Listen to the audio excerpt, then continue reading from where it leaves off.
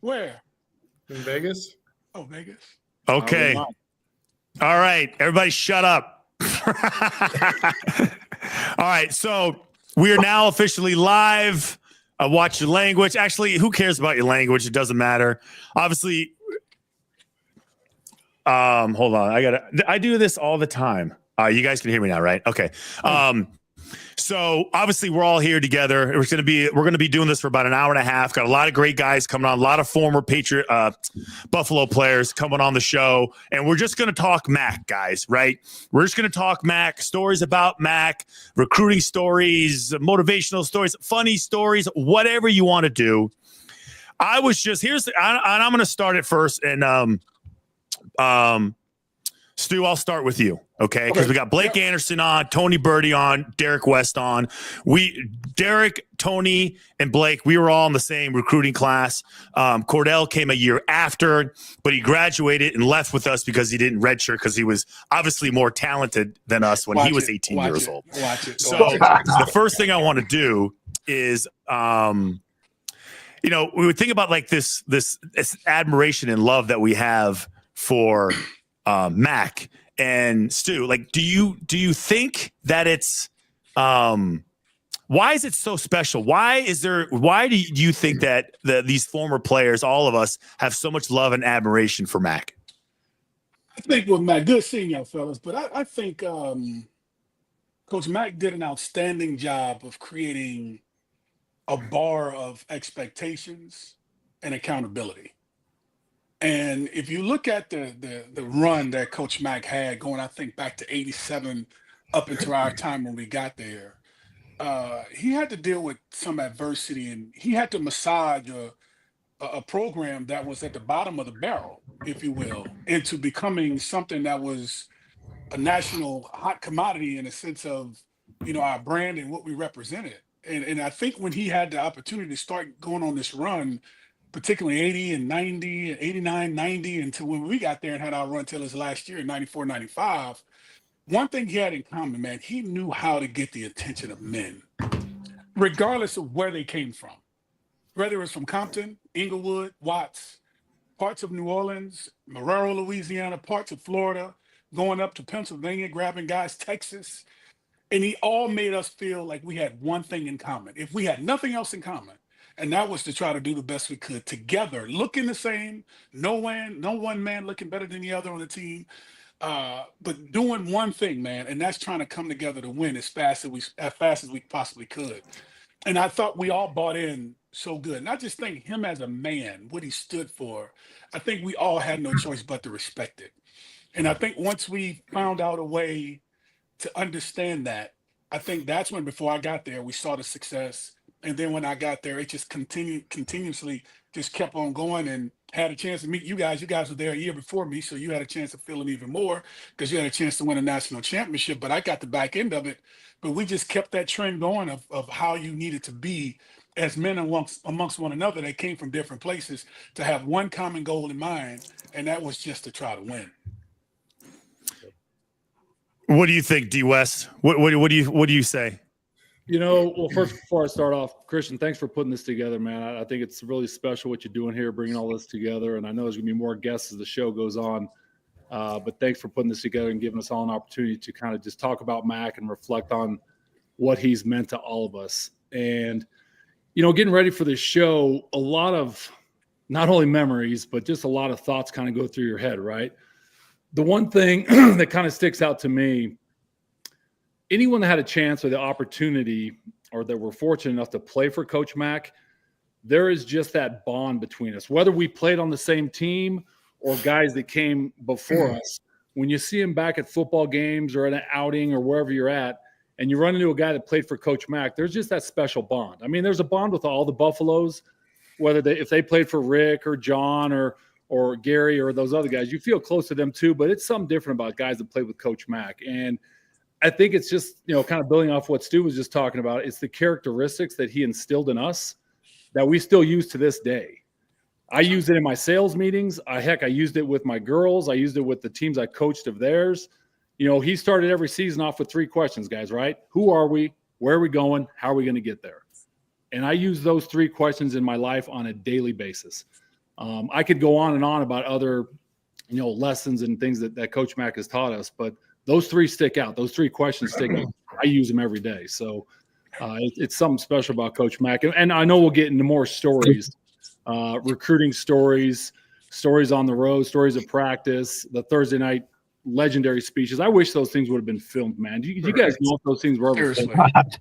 I mean, I was thinking about that today. I would kill to have those on film. But anyways, real quick, Christian, thanks again for putting this together. But that's just my quick input. Yeah, Tony, when you found out that Coach Mack passed away, what was the first thing you were thinking about? I think the impact he's had on my life. I mean, and I read this on Facebook and Instagram and all the guys and the stuff Dave Pleiss out, and everybody kind of says, it's funny because it kind of says the same thing. I think Coach Mack made me believe in myself more than I could believe in myself, and I think that's what the number one thing. Because I can tell you a quick story that leads to this. So I don't know if you guys remember when I came in, I was a defensive lineman. Actually, I was recruited inside linebacker until I signed my letter of intent. They said there are no 6'6" inside linebackers, so that was a nice try. Anyway, but they moved me to defensive line, and after 2 years, I was moving down the depth chart, and I wasn't doing very well. And after my second year, I was going to quit football. I walked in, I scheduled a meeting with Mac, and walked in his office, sat down, and said, Coach Mac, I just don't think I'm as talented as these guys. I don't want to be a scout teamer for 5 years, and I really appreciate what you've done for me, and I just don't think this is for me. And we had a conversation, and he said to me, he goes, Birdie, and you can hear in his voice, you're just on the wrong side of the ball. He said, you're really, really great at pushing guys in the backfield. You're terrible at finding the football. We're gonna move you to the other side of the ball. We're gonna move you to the other side of the ball, tell you the play, and you're going to be a great offensive lineman to finish your career at the University of Colorado. And he convinced me with that simple statement to stay. And he made me at a point in my life where I was doubting myself and my abilities. Like, he literally, that one conversation changed my life. I mean, it changed my life to be able to play with you guys on offense, to be able to play in the NFL, to just all the things that have led up to even to what I do today, which is in Las Vegas, all comes from, if I had that pivotal moment would have gone the other way, I would be somewhere else doing something different. How about that? And end up being my blind side type tackle at the end of the day. I don't remember that.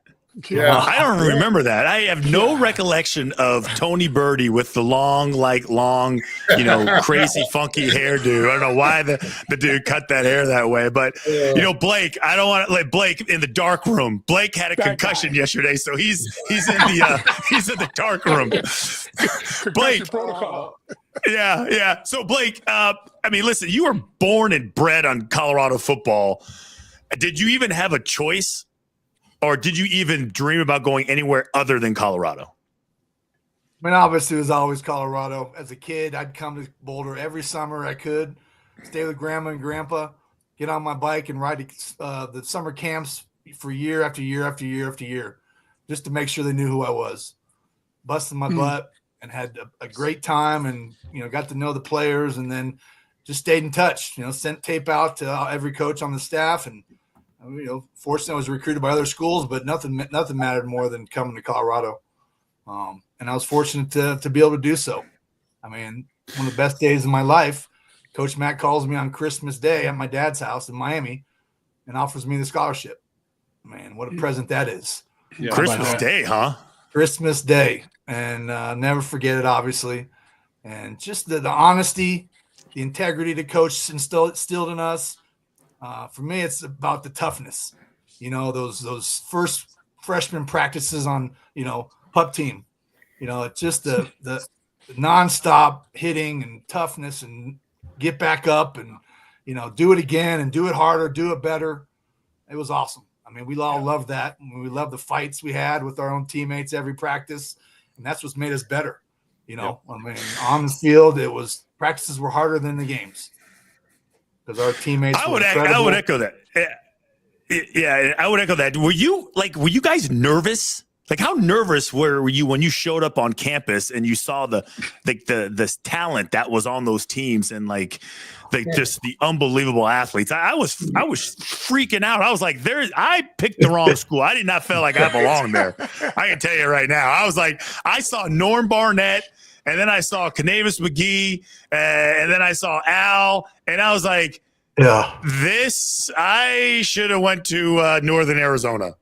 Yeah. I was trying to tackle EB because remember I'm playing defense and I'm in 9-on-7 and EB one time hit me with his thigh throw. I got hit in the face with his thigh so hard I thought I was going to black out. It took me a minute to get off the ground. Yeah, I'm so glad you played tackle. I'm so glad you moved to tackle. Me too. All right, so let's do this. Let's do this. All right, so give me. We'll start with you, Cordell. Yeah. You got to give me either like your best Mac impression, your best overall Mac story, because I have so many of them, and I'm trying to narrow it down to the one that was not. It was less about impact. It was more humor. It was more humor, like some of the things that he said, and sometimes he tripped himself up trying to be like real specific, and he would say something wrong or maybe a little inappropriate. He wouldn't even catch it. Dude, let me tell you something, man. So I don't know if you remember, but in '93, before Rick Neuheisel got there, you know who my quarterback coach was, right? It was Mac. It was Coach freaking Mac, bro. Yeah. So it was Coach Mac. So he came into the meeting room trying to help us understand, what we were getting ready to do. And so as time progressed and time went on, we had that year. I think we won 8-3-1 or something like that. Lost to Syracuse in the Fiesta Bowl. And I remember at the end of the season, Rick came in and he started doing his interview. Rick is extremely talkative. He's gonna help you understand if you're not good at this moment in time when speaking to you, you're going to be much better when I'm done with you. But while, Rick is on the board, he's writing up plays or whatever, and I walk in there and he has his tie on or whatever, and Coach Mack is sitting at the end of the table, at the end of the desk or whatever, and he looks at me and he goes, just so you know, the reason he's in here, because that means you don't have to deal with me anymore. And I said to myself, dude, thank you, Coach. I said, I appreciate you so much for saving me. But Mac had so many great stories, with how he expressed himself. But that was one that stood out because he was humble enough and honest enough and cracked a joke on himself in a very slight way, to the point where I really appreciated it because, my job, guys, I had to try to do the best I could to help us win. So I never got a chance to fall on the side of the really funny stuff. But I think in that moment, that's when I kind of had a true level of appreciation because he really took a chance on being the quarterback coach, which I don't know if he's ever been a quarterback coach before in his entire career as a coach. So to actually get it done and we had the success we had, man, I thought it was pretty hilarious for him to, in front of everybody, put himself out there to sarcastically say, you don't have to deal with me anymore. You got Rick in front of him. I thought that was pretty funny that morning because we all laughed really hard in the coach's meeting room. Extremely hard. He used to crack me up. It was like your grandfather was coaching you to play quarterback, and he would you just throw it like this. He was like, the way he would say it always used to crack me up. All right, D West, you're up. I know you got a bowling outing, so let's make sure we don't keep you too long. Bowling guy. Dude, that's a story for another night. But for a bowling ball. Go ahead. Oh, Christian, let's see. All right, here's one. So the infamous Thursday night speeches. I remember one time we all came into the team room, and you never knew what to expect, right? I mean, his legendary motivational speeches ran the gamut, right, all over the place. And he starts off, he gets up in front of us, he says, "Men," and I'm going to do a horrible impersonation there, but he just out of nowhere just goes into it. He goes, "Germans like bratwurst. Oh, I remember that. Black guys like barbecue. Oh my God, yes. Like Mexican food." And we're all sitting around this room looking at each other going, where is this speech going? Right? Where is he going to get to? You know what the Buffalo's like? They like victory, man. They like victory.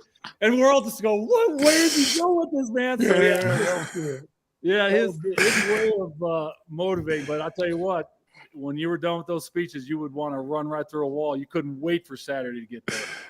But yeah, Man, you was stole fun. mine. You good. stole mine. Oh, I no way. remember like That was I good. remember like going like it's like I think we would all like get into that role. It was like we're eating. I remember like with Jason Blatt or whoever, it would be like I was like, hey, I was like we'd start talking like Mac. We're like, hey, could you pass me that banana real quick? And he would say, well, whoa, so what is the banana like? I was like, bananas like victory. Pass You're the right. banana. No, What is Matt- that? Matt What are they was something like? Else, dude. Matt was something Yeah. else, dude. He had some. All right, Birdie, go ahead. You're on, bud. Come on, give me something good. Give me something that none of us remember. Well, D. West remember this one though because he was there. Yep. So I don't remember our senior year. We're playing the Fiesta Bowl, and the year before, Mac had instituted the whole: if you're good on the first couple days of practice, there was no bed check, whatever. The first couple of nights you're in town, no, what do they call it? Curfew. Curfew. Yeah.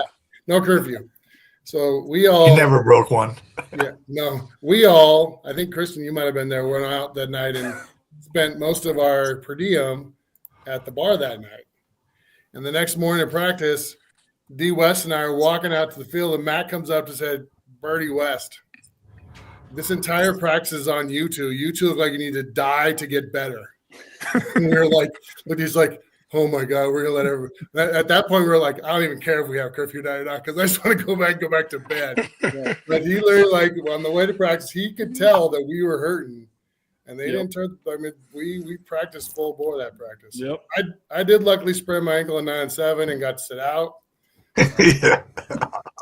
which you guys all gave me crap about. You just didn't do good. You just didn't do good on defense, Birdie. That's all.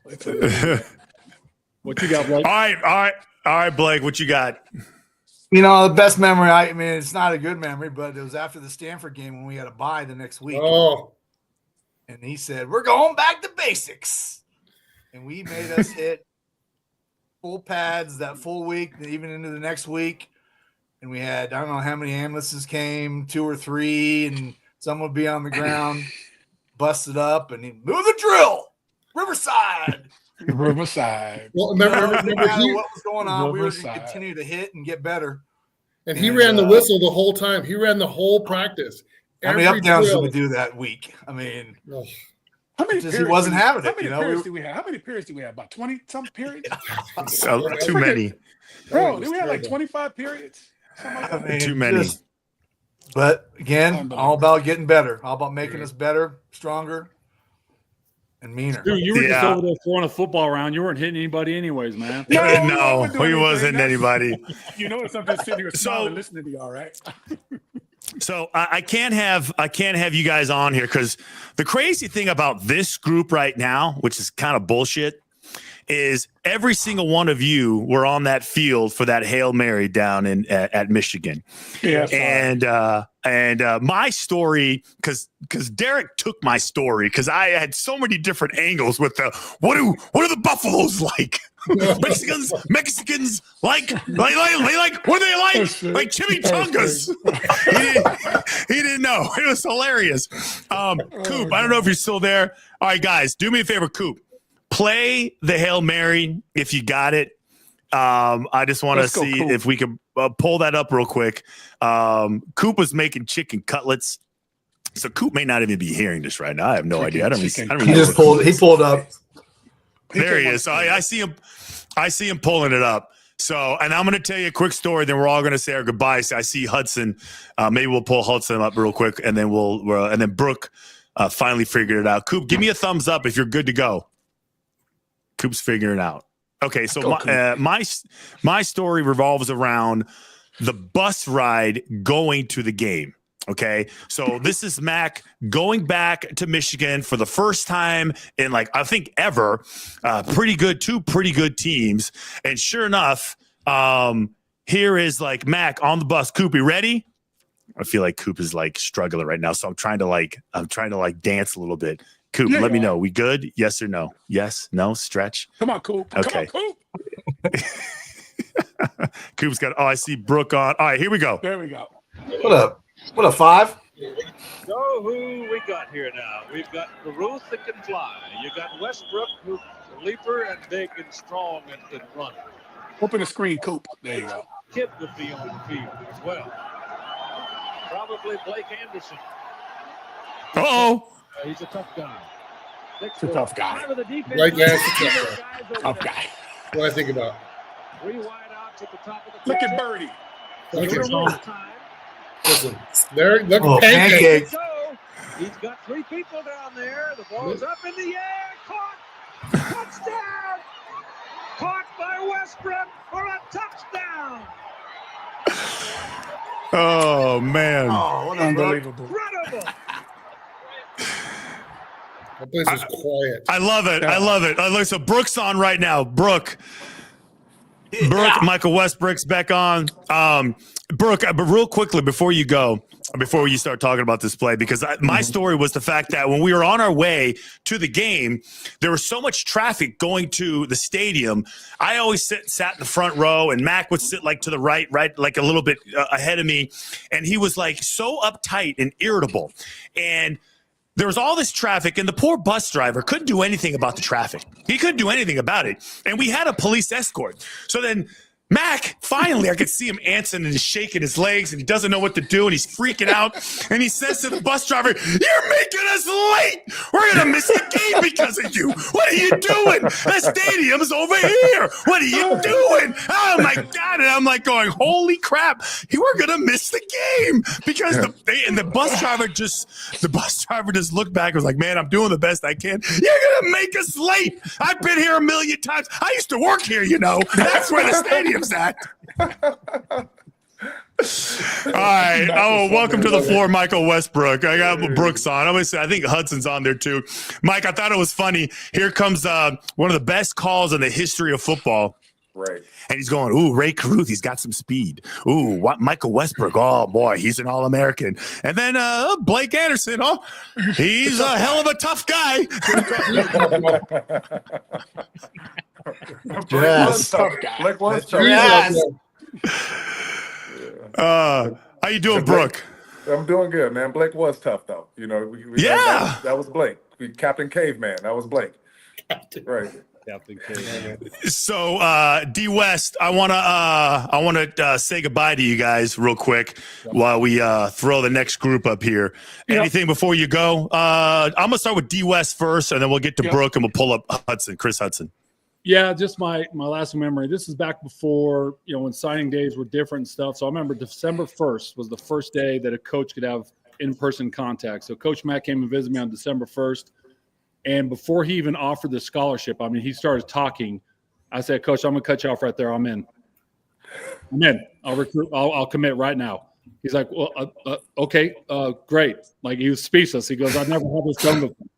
Like, I just cut him off. So I don't know where I was going with that story, but that was one of my memories of Coach Mack as well, man. And I'm glad you did, because I got to have Thanksgiving and Christmas at your house every year.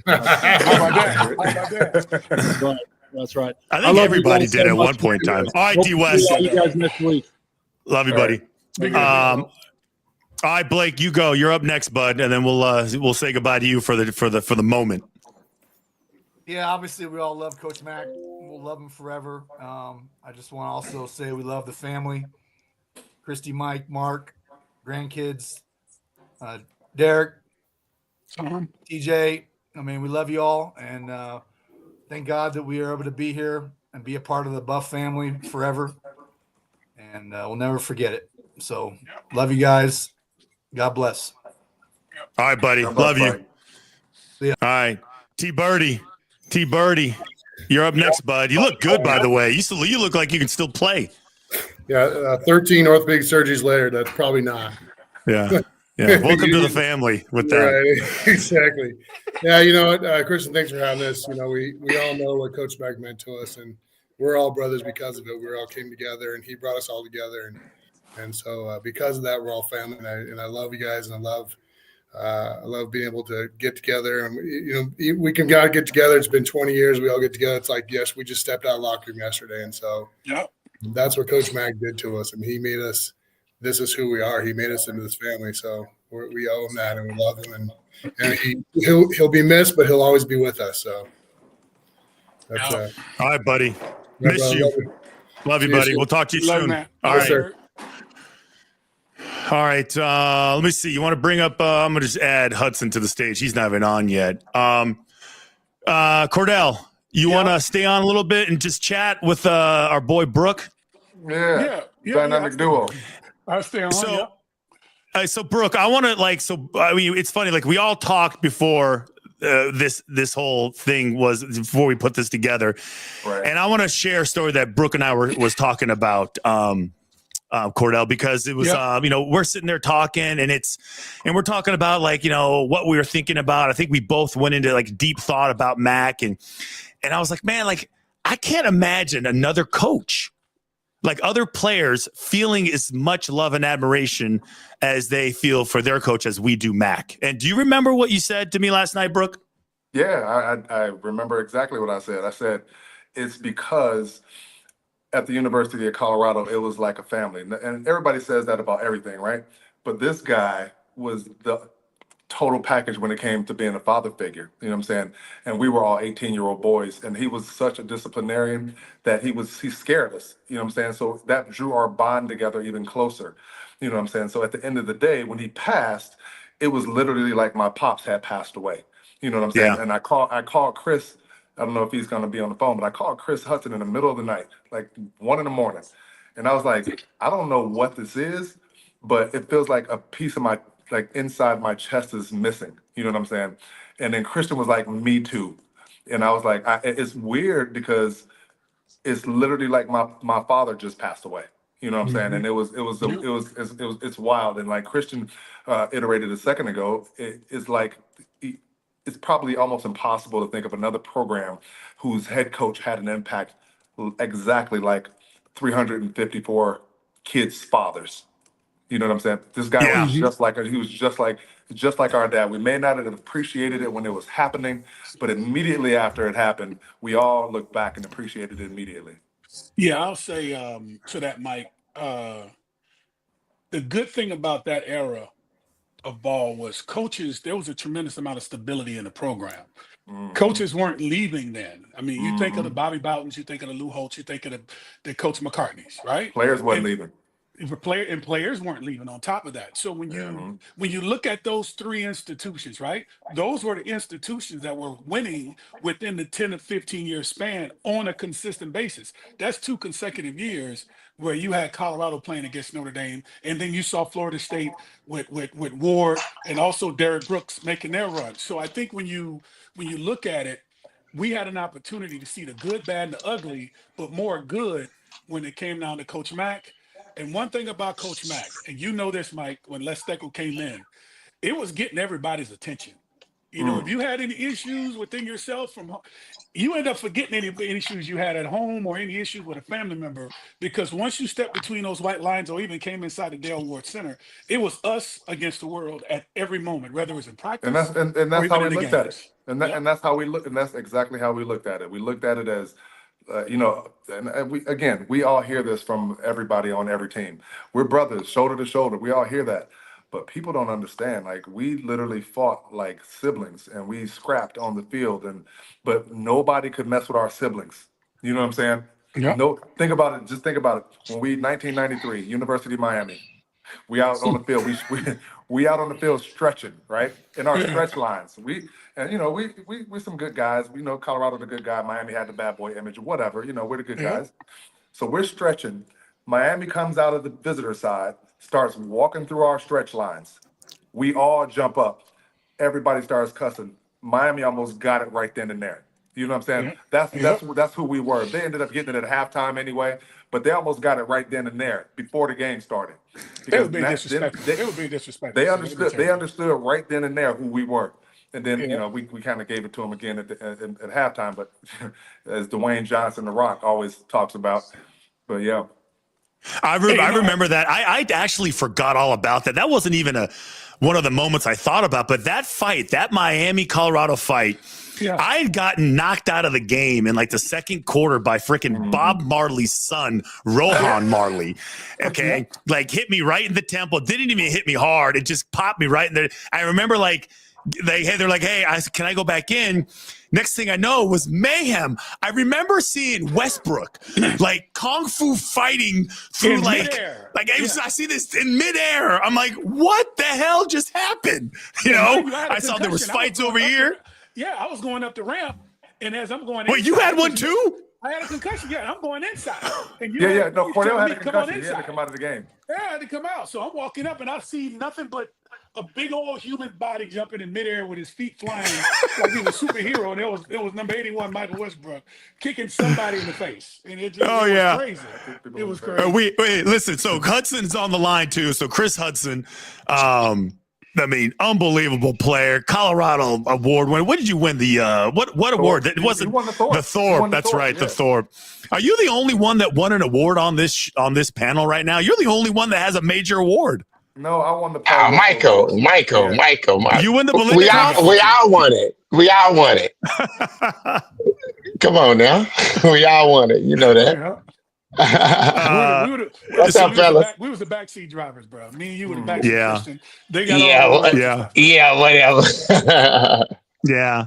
Hudson, we were been going over a lot of stuff, and right when Mike jumped on, we did the Hail Mary, we just did the Miami fight. And Coop, if you can find that too, find the Miami Colorado fight from 1993. Let's see if we can slow play it and see Mike jumping through midair. But Chris and Coop, just let me know if you get it before you play. But Chris, real quick, it's because it's really all about Mac and reminiscing about him and what is your give me your I guess either your funniest story about Mac or what you would consider your most impactful story. Something maybe that he said to you in private that made a difference, or maybe it was something he said to the team that made a difference.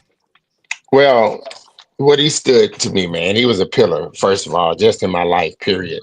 But I remember him, it was two of them. One of them was with Mike. Always, I know everybody got a Mike story. I was walking through the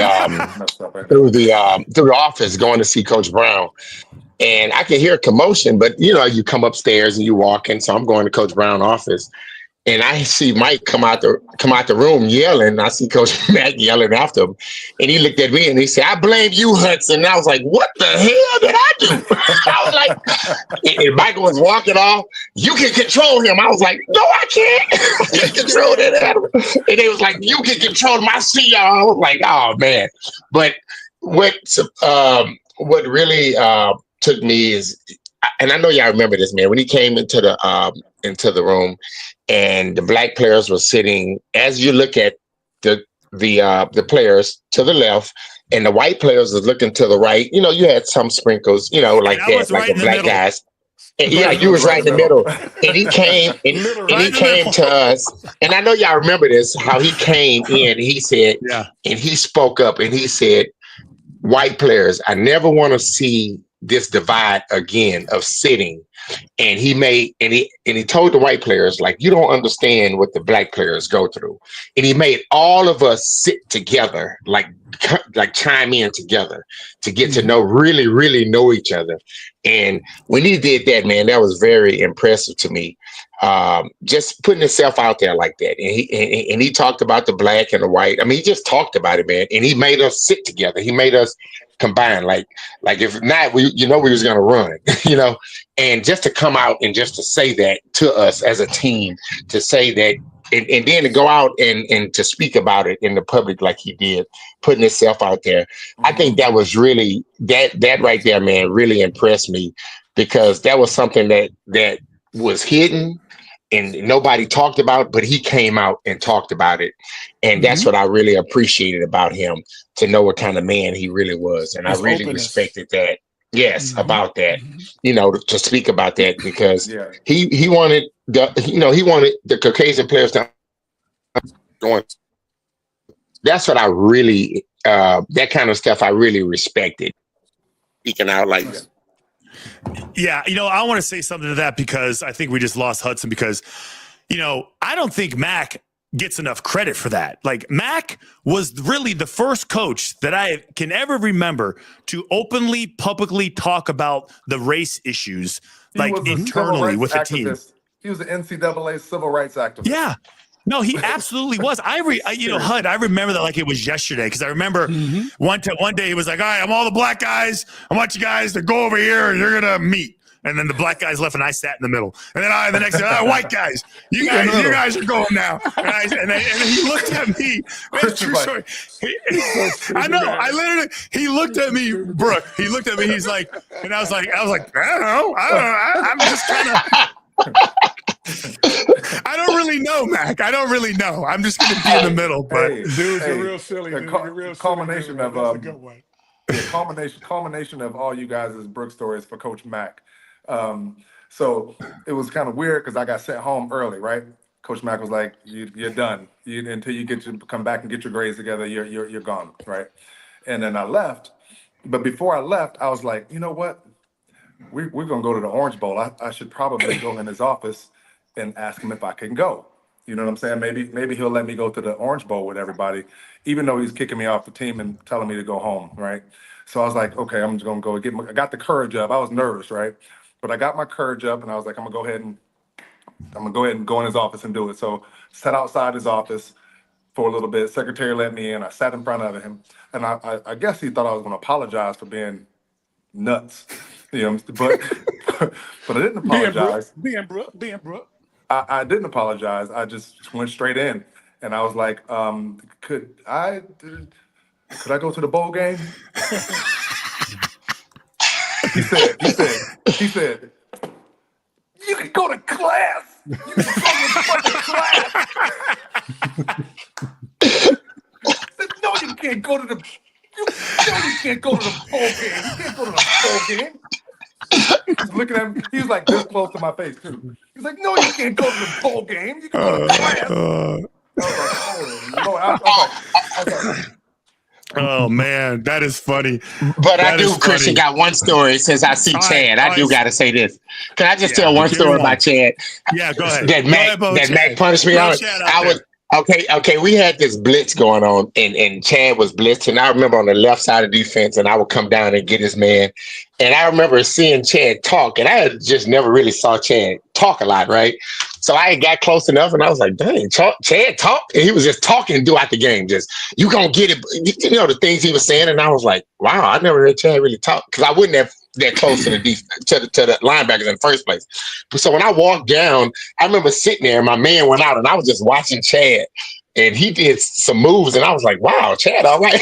And I remember Coach Mac called me over, was like, you gonna watch the game all day? I was like, man, did you see Chad? You know, and I just remember seeing that, man, and seeing Chad just make me remember that. And he pulled me to the side and said, "How long you gonna watch the game?" I was like, I was looking at Chad. He said, "Your man went out." I just remember looking like, oh, I'm sorry, Coach. I just remember that when I saw Chad. So I just had to tell that story. So he didn't miss nothing. He didn't miss nothing. So nothing. I know he missed nothing. Absolutely. So nothing. Chad is on the line. I want to give Cordell a chance to say goodbye because we're going to load up here. I don't want to clog it up. So Cordell, what do you have? Last word for you, buddy, before you take off. Hey man, it's great to see everybody. I'm sure when I get off, I won't be able to see the rest of the guys, but had a chance to play an extended career with Chad in Pittsburgh, and we had another great run of going to a Super Bowl and having some fun. But that's what this is all about, man. Unfortunately, we come together in these circumstances and situations, but in the end, you know, it's like a father figure to each and every one of us that's passed away. But I just want to say thank you to the McCartney family for allowing us to have an opportunity to spend time with their dad, because just knowing that he spent time away from home to be with us knuckleheads, came from far and away, he instilled something in us that I know that's instilled inside of them. So, you know, once a buff, always a buff is where that comes from. And just know that fellas on this line and those who are listening, man, I love you all to death. I know we don't speak enough and all the time, but we stay in touch in some capacity. So just know I love all y'all, and we'll be talking soon. All right, Cordell. Okay, all right, thanks. Thank you, Love you. Right. So, Brooke, I want to give you a word too before you take off, because we just got Coy Detmer just jumped on too, and we want to make sure we hear from Chad as well. And we got, so I just want to say this to you, Brooke, you know, because Hudson and I were talking, and we just started talking about you. And I was like, man, like if I was going to describe Brooke, you know, I would say he's the craziest MFer I've ever met in my life, but he's my crazy MFer. And more importantly though, Brooke, this is all love though for this. I mean this from the bottom of my heart. You are one of the most loyal guys I've ever met in my life. Thank you. I told Hudson this. I said, there's no way in the world that guy would ever leave your side. No matter what you were going through, no matter how bad the circumstances were during a game or off the field, Brooke, because we know we've been in those situations too. The one thing that I loved about you, and I say this to this day, is that if there was ever a situation where I needed somebody like that, and I needed to make sure that they were not going to leave my side when I was just bad things were happening, Brooke would be the one guy that I would know would never leave me. So I just wanted to say that to you because I haven't had a chance to talk to you in a while. And in the spirit of Mac and love, and I know you got to go. I just wanted to tell you that, man. I love you. Christian, and I appreciate you. All I need to know is who's driving and where we're going. That's all. Whose ass we got to kick? That's it. Yeah. Well, you can still do it now, by the way. You can still do it. I don't think any of us could. Coach Mac was a father figure to all of us, man. And it's just, obviously me and Christian talked last night about the hole in my heart, and I'm sure that empty feeling is in all of us. But I just got to say one more time before we get off the phone, the pride and tradition of the Colorado Buffaloes will not be entrusted into the timid and the weak. Okay, guys, I love you guys so much. You'll never know. All right, man. Okay? All right, Brooke. All right, Hud. All right, Hud. All right, man. All right, Hud, you're up next. Man, I just want to say that I love each and every one of you guys. We all know what we went through. We don't have to even speak about it, man, at some point. Coach Mac meant so much to me. He taught me what a man is. And I really appreciate him, man. I appreciate him, everything he's taught me. I want to send my prayers out to the McCartney family, because at the end of the day, all them hours he spent with us, I know he spent away from home. And I just want to thank them for lending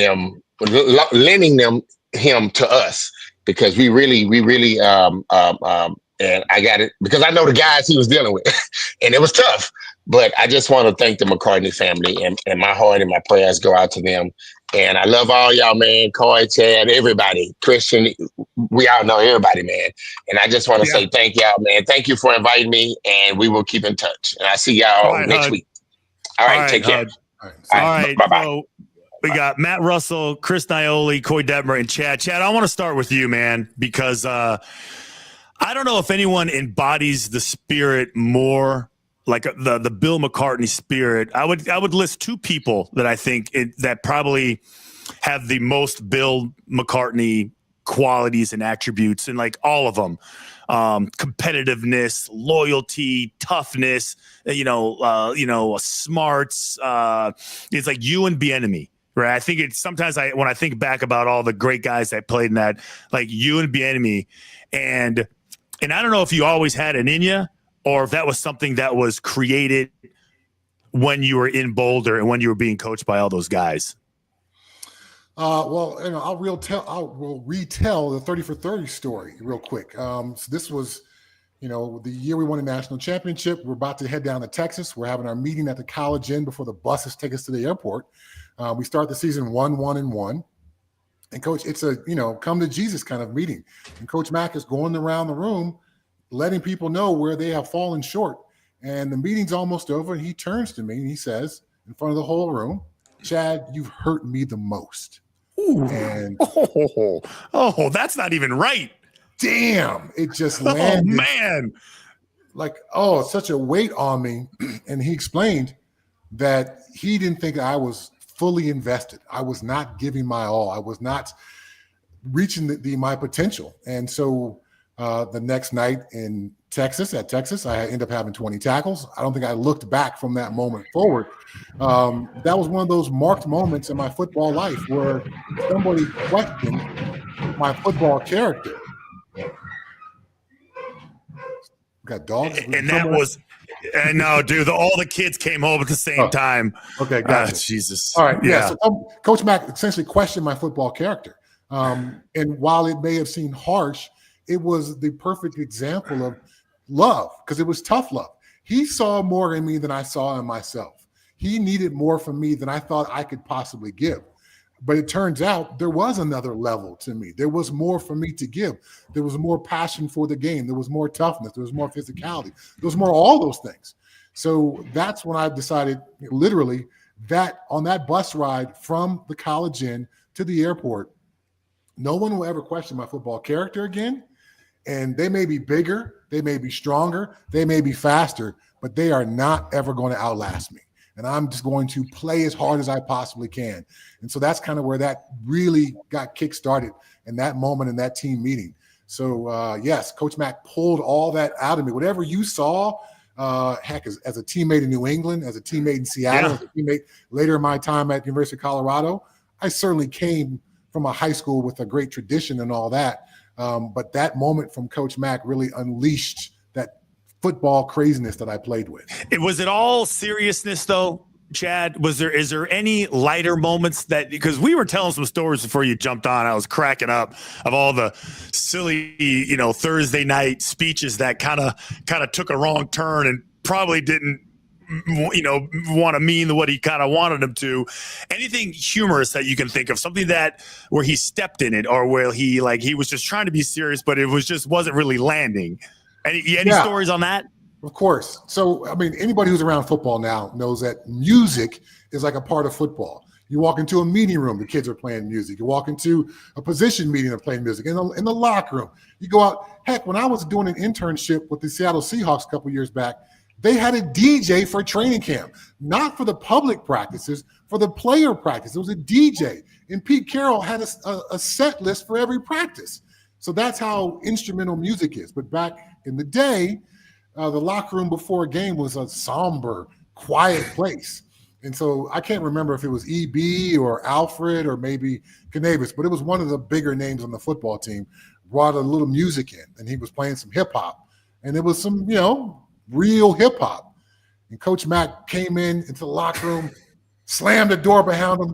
It's too much damn levity in here. And we were like, what the hell is levity? We had to figure out what was levity, number one. So as he was walking away, he's like, that music will turn a sound mind filthy. And we're like, oh my goodness, this old man, we're just trying to get ourselves ready for a football game. But yeah, there's all kind of stories like that where Coach Mack's conservative spiritual background collided with the places and people that we were as young men coming into that program. Yeah, dude. I remember that 1-1-1 season. I remember all that stuff. Listen, I don't want to keep you too long. I want to keep it moving. So anything you want to say before I turn it over to these three knuckleheads? Anything before we go? I'm sure you're going to be there. I think the funeral is Wednesday, right? Wednesday, I think that's when the official ceremonies are for Mac. Yeah, so Wednesday at 10 a.m. The ceremony will start. Doors are open at 8:30. So that's the public ceremony. Afterwards, there'll be a more private ceremony for players and coaches and all that to pay their respects. But I want to thank you, Christian, for putting it on. Good to see you, Coy. Good to see you, Matt. The beard game is freaking strong. Good to see you, Chris, as well. I'm sure you are still strong as a freaking bull, tossing bull with family luau's and all that shit. Before I go, final word. You are at such a pivotal moment in your life when you come into a college football program. You're a young football player, but you're hoping to become a man. And I remember Coach Mack sitting on my dad's and mom's couch saying, I'm going to be a father to Chad when he comes on campus. And I literally thought in that moment, I don't need another dad. I got one right here, man. And looking back over those 5 years, that was exactly what I needed. Despite my protest, despite me rebelling against some of his things he wanted me to do, that was exactly what I needed. And the things that I became on the football field that you talked about earlier, Christian, the things that I've taken from the football field, those life lessons that Coach Mack taught us, I've used those for the rest of my life. So I literally would not be in the position that I am in life, had the fortune that I've had, if it wasn't not for Coach Mack. He said I was going to become a Colorado Buffalo. I was going to be all Big 8, be all American, play in the NFL. That came true. I was going to become a resident of the state of Colorado. I was going to fall in love with a girl on campus and marry her. That came true. He said my kids were going to become Colorado Buffaloes. That came true. And he said along the way, we were going to win the Big 8 and win a national championship. All that shit came true. I'm not sure if there's a better mic drop moment I love it. I was going to say the only thing he promised me was that we would beat the University of Washington. That was really the only thing he ever promised me. All right, Chad, guys. you're the best. You're the best, man. All right. Round 5. We got Coy Detmer. Chris, great to see you. Holy crap, Russell. What the hell, dude, with this beard? What is the hell is going on with that beard? I got a couple things living in it under here. Yeah. I honestly, God, it's funny. I haven't seen you guys in forever. Coy, it's great to see you. So let's do this. I'm going to start with you, Coy. I'm going to start with you. And I guess you're when you heard that Mac passed away, what were the feelings that were going through your head? What was the first couple of things that you thought of? The first couple of things was, man, just number one, what a great man and a great life that he lived. Got to see a lot of things, but the impact that he made on so many people. The Promise Keepers, all the different things, but of course, all of us. Like Chad mentioned, when you're in college, you were, at a point in your life where you're going to, you're developing still, into who the person you're going to be, and what an impact that he made on myself. I know that, and still carry on all the things that we learned from him to this day, and passing it on. I'm a coach down here, and so his legacy is living on through me to these young players we have down here in high school. Yeah. And Chris, coming from Honolulu, Hawaii to Boulder, Colorado, I know Coach Brian Cabral probably had a lot to do with recruiting you, but what was it about some Howley boy from the Midwest, have to say to you that convinced you that Boulder, Colorado was the place for you? Man, honestly, that seems like a stretch, Chris. It never changes, man. When you drive over that hill and you see the mountains, the foothills, it never changes to this day, man. When I go back, it's always the same, man. I'm just happy to see guys like Chad, like yourself, and all the great guys, not only from Coach Mac too, but as from you guys as older guys that took us under your wing and helped lead us, man. Because I was an immature 16-year-old on my recruiting trip. You guys remember, right, Russell? I was your roommate. I remember. I was only 16 years old on my recruiting trip. So I was like the baby of the bunch. So yeah, I know. I definitely had some hard times. Academically, I think me and Russ were in the dungeon crew, and you know how it goes, right? You go to the dungeon for the classes, or you go upstairs to the penthouse. So it took me 3 times to pass my SAT, and Coach Mac, he took my last score and he put in a plaque. And then I don't know if you remember, when you go to his office, there's like a meeting room, right? Before you go to the office, and he put the plaque on the wall over there in his meeting room over there on the side. So yeah, I think we all I was telling a story. I had this old 1990 Orange Bowl, Notre Dame. I don't know if you guys can see it. Notre Dame, Colorado, 1990 national championship game. And I remember when you win the national championship, I mean, Evander Holyfield is in our locker room, doing the pregame speech, and Max talking about the will to win and all this stuff. And then the game's over, you change, you head back to the hotel, and it's South Beach, and you're ready to just go nuts. And here comes the academic advisor. I can see him Russell going through the crowd, and he's looking for me. He's like, "Hey, you failed math. You have to take it again. You're on academic probation." I was like, "What? You can't practice." I was like, "What a dick." I'm like, "Oh my God, out of all the times to tell me this, you couldn't wait, maybe 5 days." Russell, listen, dude, you got a tattoo of the Flatiron somewhere on your ass. You're a Colorado Buffalo through and through. That's right. Tell me about your recruiting visit. Was it just really easy for Mac to talk you into coming to Boulder? Yeah, it was. I was talking to someone about that today, and as we all know, I tell my kids, especially 10, 15 years ago, every kid in America wanted to come to the University of Colorado. It was a powerhouse, and I came from the St. Louis area, and it was right after the 5th down, right? And so the Missouri fans were all over the place in St. Louis and the Illinois area, and I had already really fallen in love with Coach Mac. Over the phone, Cabral, he was one, Cabral recruited me in that area. And so I came out on my visit, and The funniest part about the visit was great visit, roomed with Naoli. We had a good time. We'll keep that part confidential. And but the funny part is now when you sit here as a grown man at 51 years old, I knew that I was going to commit, and I realized how much these guys really would prefer not to be recruiting and would prefer to be coaching football. But I still let Mac fly. Basically, followed me back to St. Louis so I could commit in my own living room. Which, in hindsight, I think I apologized to him 3 or 4 times after that he had to make that special trip. But that was it, and I was sold on Mac. The time he spent with us in our living room with my parents and me, it was an easy decision. It was clear that he was the person that he is. Coy, I remember the hullabaloo about you when you were getting recruited, and we were like totally changing the offense, and suddenly we're going to start throwing the football, right? And I was all excited about it. Then I see you all of like 130 pounds soaking wet. I was like, who is this squirrely kid? But man, you were tough. You could sling it and you fit right in. And Coach Mac was your quarterback coach, correct? At one point in time, he was in charge of the quarterbacks, wasn't he? Yeah, he was in '93. And no, it was, I just seeing you guys on here, man, it's awesome. Just getting a chance to see y'all and hear some of these stories again. But yeah, I was 159 pounds, Christian, not 130. Okay. When I came up there and actually played that year. I know. Yeah. So, oh man, but he was listed at 175, Christian.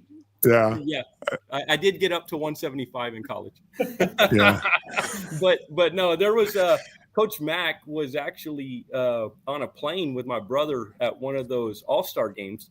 And that's how the recruiting process kind of started happening for me with Colorado, because it really wasn't even in the picture at that time, but Ty was sitting next to Coach Mac, and they were talking. He's like, I got a brother. And so then all of those little conversations started happening. And so, because I wasn't even looking at it, because I was thinking option, right? And running the triple option. And that would have been kind of fun watching me do that.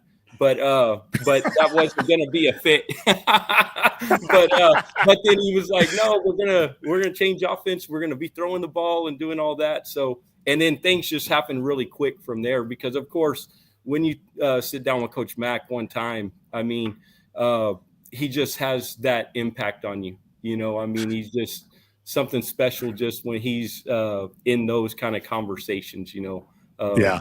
What a motivational kind of guy. And it's genuine. That's the thing, is when you can just tell it's from the heart and it's genuine, Yeah. Chris, what's your favorite Mac story? It doesn't matter what it is, funny, serious. That great story about like passing the SAT. I think we all had our issues with that at some point in time. Thank God you don't have to do it anymore. Like 50 years too late. What's your best? Do you have like a memorable moment for Mac? I have a lot, but I probably can't say it because I was always in trouble. And unlike Coy, I came here to run the option. I don't think anybody mentioned we're going to throw the ball. But man, all the coaches, I've been throughout my career, lucky to play in the league for a while too. The master motivation that Coach Mac was, man. I couldn't wait to get on Mondays and go over the game plan. I don't know if you guys remember, man. He would sit there and be like, man, this guy, he's an imposter, man.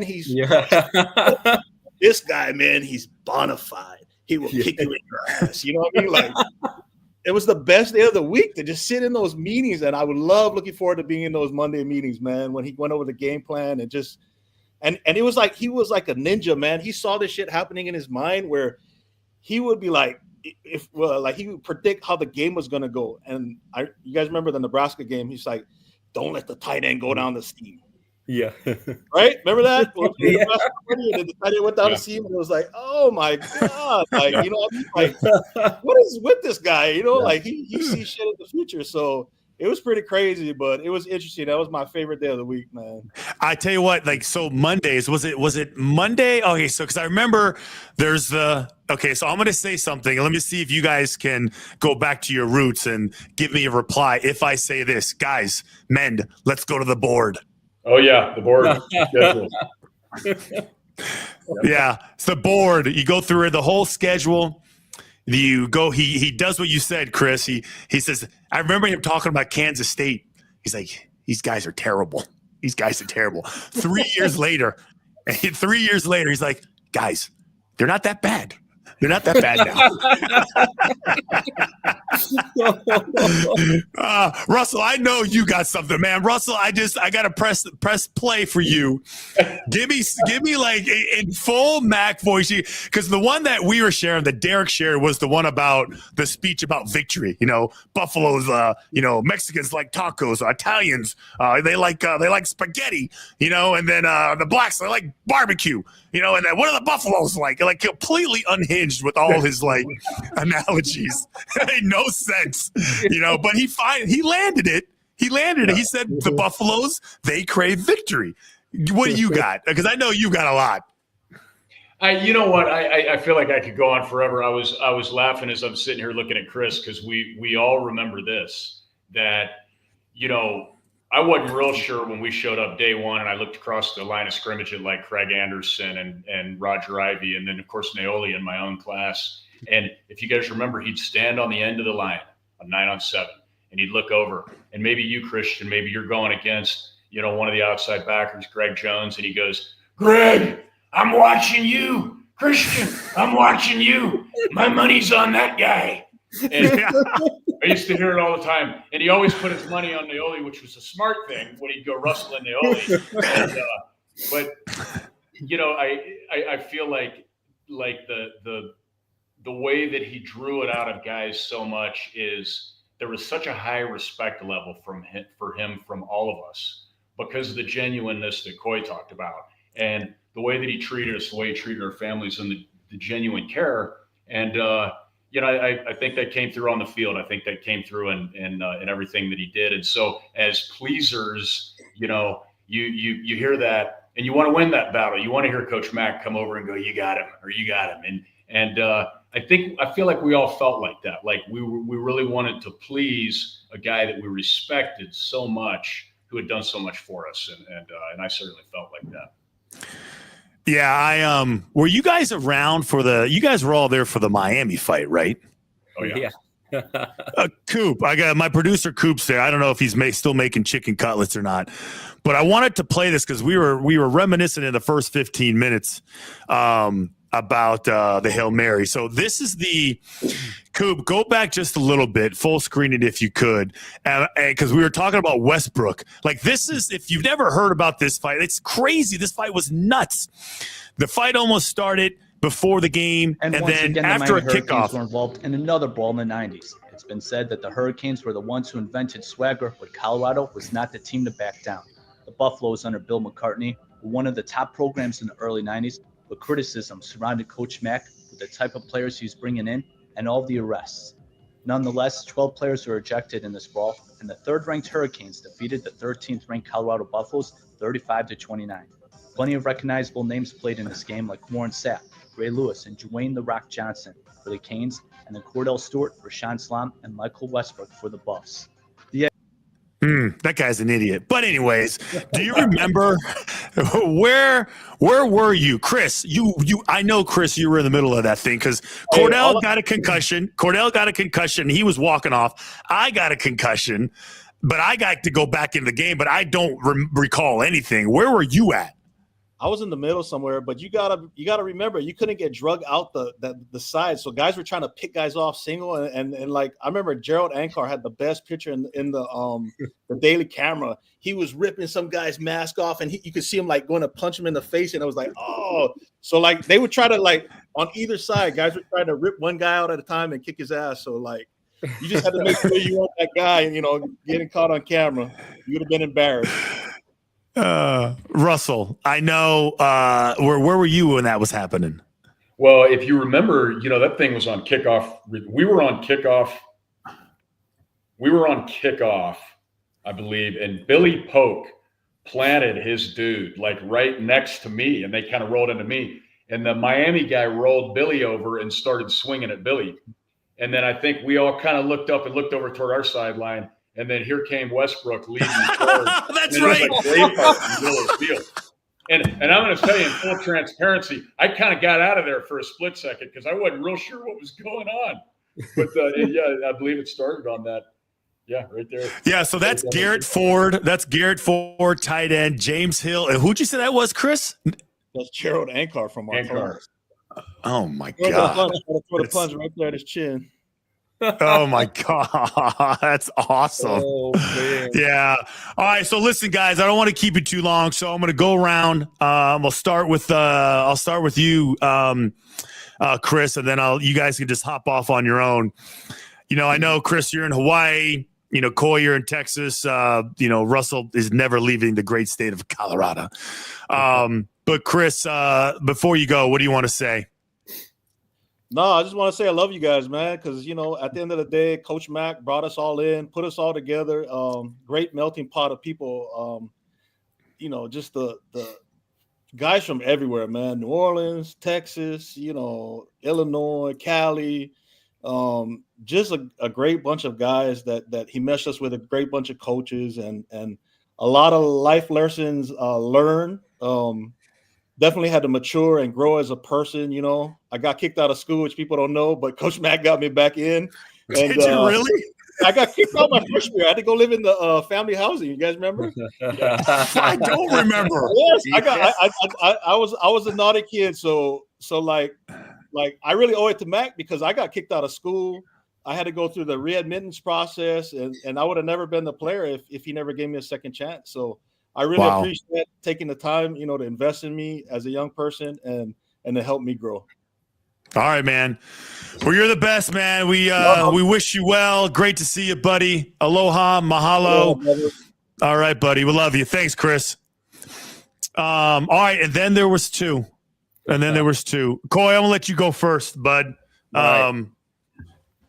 Because I don't know if you guys know that, but all the Macs are watching right now. They're on there. They're Dave Platty is in here sending me messages. I just got a message from Chris Fowler. You know, he says hello. Another Colorado Buffalo. So, listen, before you go, I know you can't make it up to Boulder, Coy. Last thoughts on Mac and how you remember him. Anything you want to say? Yeah, no, I just reiterate a lot of what everybody's saying. You know, I think Mac was the ultimate father figure head coach, you know, and just really appreciate the family. You know, of course, I've done some camps with Tom out there at Fairview, and once I was when I was at Philadelphia, and then out there with Mike out there in Philly. And so appreciate the family, appreciate everything they did. Obviously, Coach Mac bringing all of us together. Grateful for the opportunity to have been part of a great team, you know, of guys from you, Christian, and all the older guys, Chad Brown and all them when we first came in, right on down through, and our recruiting class and our group of guys and the ones below us. You know, I think people always feel like they have a great, or most people feel like they have a great college experience and things like that. I know I don't feel like anybody had a better one than us, you know, and just the guys that he brought in and put us all together. It was so much fun, so many fond memories, and then just life lessons and things like that with Coach Mac, you know, the one-on-one meetings that he would have, you know, and you come out of there feeling like you're on top of the world. You know, those are all the things that I take with me from Coach Mac, and really just try to take those things and pass them on to these young kids that I work with down here in Texas. And like I said, his legacy is living on through all of us, I know, and just miss him. Thank you to the McCartney family, and you're in our thoughts and prayers. All right, man. Thanks, Coy. All right. Appreciate it, buddy. Love you. Yeah, all right, buddy. All right. All right, man. All right, Russell. We got a couple guys on hold about to join us. And I do want to play this one speech from Mac. I don't know if you want to hear it with me or you want to just say your goodbyes and we'll holler at you down the road. You know, what can I say? Quick goodbye and then listen to it. Yeah. I know you got to work. Go ahead. Just want to mention to all the McCartneys listening, and we obviously know them all well, and we miss Lindy, and know how much Coach Mac just adored Lindy, and can see them smiling together right now. And certainly thanks go out to the family and for sharing your pops with us, and the impact that he had on thousands of lives. Just feel very grateful for that. And certainly when we got this news, I feel like that's the first thing I thought of was just how grateful I was to be able to have been a part of something so special from a guy that, again, we got from Michigan, and he came here and built his own kingdom with a bunch of guys that he brought from all over the country with different walks of life. And it's been really special. And again, I can't tell the McCartney family how much we appreciate that. Yeah, I know they're watching right now, and I know they appreciate you guys taking some time to, pay tribute to their dad, their grandfather, So I appreciate it, buddy. And I would say cut the beard, but I feel like it's grown on me already. Well, you know what, Christian, I appreciate it. It's taken a lot of work to grow it, and I probably wouldn't have cut it if you had told me to. So. All right, buddy. So listen in, because I'm going to play something I think everyone needs to see. All right. Love all you guys. See you. Okay. All right. So I do want to play something because we have Jay Lewenberg right now has been texting me. So, what Mac is known for is his just motivational, inspirational speeches. He's known for motivating people. He really understood the power of motivation. If he wasn't a coach, he really should have been a preacher, because once he retired from college football, once he retired coaching college football, he really devoted himself to his wife and his family and God. And so he was preaching and telling stories. I want everyone to watch this story. Now, this is about a guy by the name of John Long. Okay, if I got that right, Coop, just a thumbs up if I did. And I looked up the name John Long, and I couldn't find anybody named John Long. So I don't even know if this story is true or not, but it doesn't matter because it's awesome. Okay, so here is Coach Bill McCartney telling his the story of John Long, who was a football backup linebacker. I think it was for Wisconsin. I can't even remember. But Coop, go ahead and play it and turn it all the way up. Home. Just what that point means to every guy in this room. University of Illinois needed to win the game on Saturday to go to the Rose Bowl for the first time in 20 years.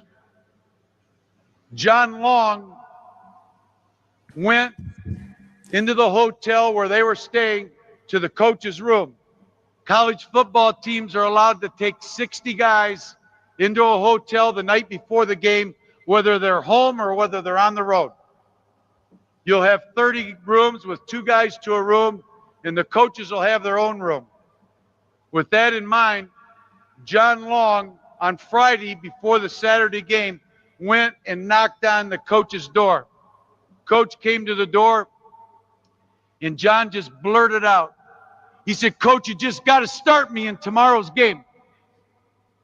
And the coach kind of stood back and he said, "John, you're a senior, done everything I've ever asked you to do. You're a terrific kid, but you've been second team ever since you've been here. Furthermore, you play behind the captain of the team at your linebacker position. Tomorrow, the stakes are high. If we win, we're going to the Rose Bowl. In all fairness, how can you ask me to start you in this game?" Big tears started down John Long's face. He looked right into his coach's eyes, and he said, "Coach, I know that's true, but you just got to start me." Well, under that kind of pressure, the coach was looking for a solution. He said, "Let me sleep on it. I'll have an answer for you in the morning." Bright and early the next morning, John Long's banging on the coach's door. The coach comes to the door and he says, "I'll tell you what, John, I found a solution of sorts. I will put you in on the opening kickoff, and in that way you'll be starting the game. That's the only thing that I can guarantee you." Well, as fate would have it, Illinois kicked off that day, and John Long ran down the field faster than anybody had ever seen him run. And I mean, he made a resounding tackle on the 18-yard line, jumped up with his fist clenched. The captain started on the field. The coach grabbed him by the arm and said, let's give him one more play. That was a heck of a hit. So, on the first play from scrimmage, the opposition ran a trick play, one we've all seen, where the quarterback hands the ball off to the halfback and he starts to the wide side of the field, and then he plants and he throws a pass to the quarterback slipping out the backside. So help me, somehow from his linebacker position, John Long diagnoses the play.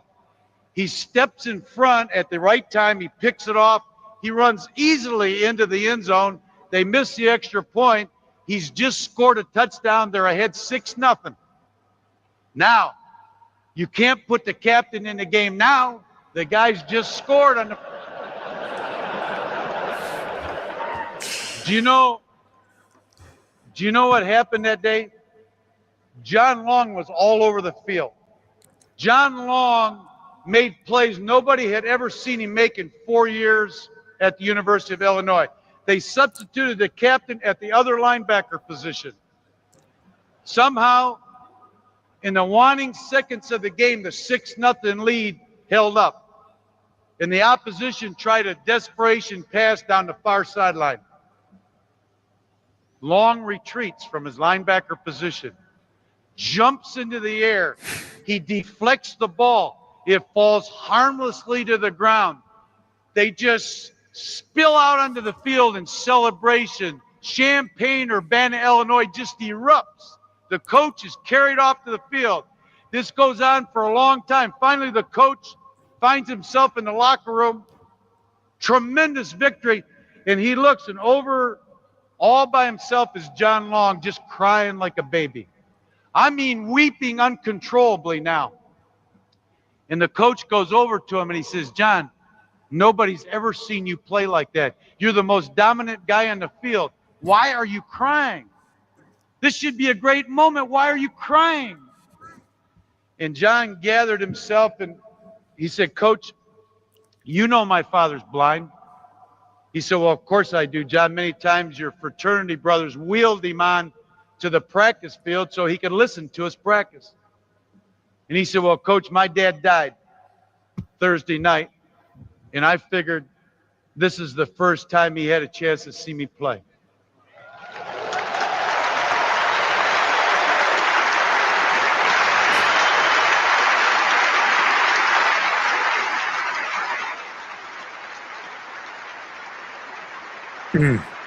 That's good, Coop. That's good.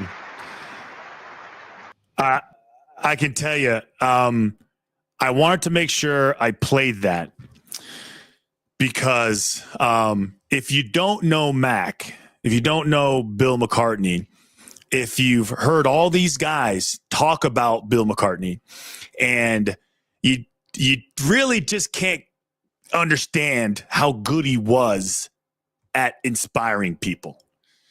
If you weren't there, if you didn't live it, you have no idea like how impactful he was, how inspirational he was, how passionate he was. This guy was so passionate about football and life and God and mentoring. And so that's why I wanted to play that, because now you know what we're all talking about. This was every day.